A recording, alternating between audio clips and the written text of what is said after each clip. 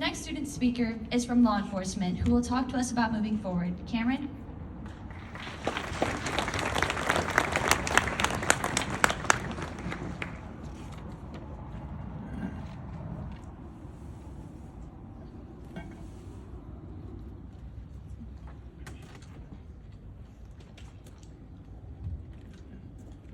Good morning, ladies and gentlemen. I would like to thank you all again for coming out. A special thank you to all the law enforcement officers and firefighters that could take the time out of their busy days to be here. As you all know, we're here in remembrance of a great tragedy. It's a tragedy I need not even remind you of, as it's still fresh in the memory of all who were there to see it, as well as those who have heard stories of the events. I'll spare you all the history lesson. I'm sure you all remember the events well enough by now. Instead, I believe we should take this time to remember the brave men and women who lost their lives that day. In total, we lost 2,996 people.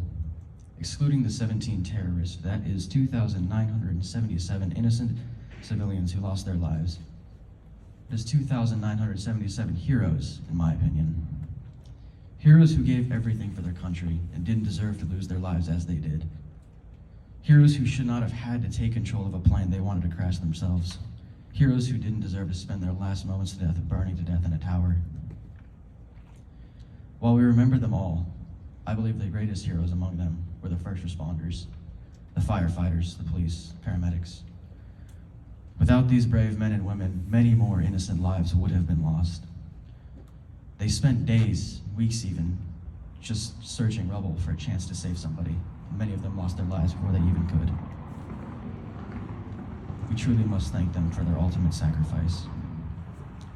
I'm sure all of you who were alive at the time remember the sense of unity the nation felt after the attack.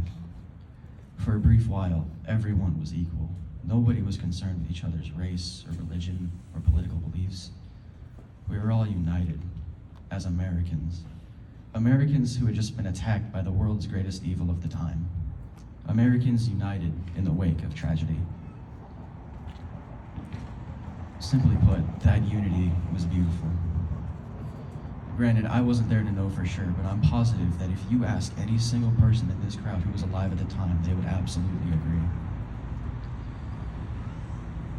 It's unfortunate to say, but we are currently more divided now than ever, which is why we absolutely must remember the bond we all shared with each other back then. For unity is truly a powerful force, and it can do amazing things. I see all of you students out there in the crowd, and I see you ready to join the ranks and carry on the torch. I thank you. I wish you all the best in whatever career you choose, should it be as a firefighter, police officer, any other role of public service. I see all of you currently in the force, and I thank you for carrying on the legacy of those first responders 21 years ago. You truly are a shining example of what my generation should hope to be, and I thank you.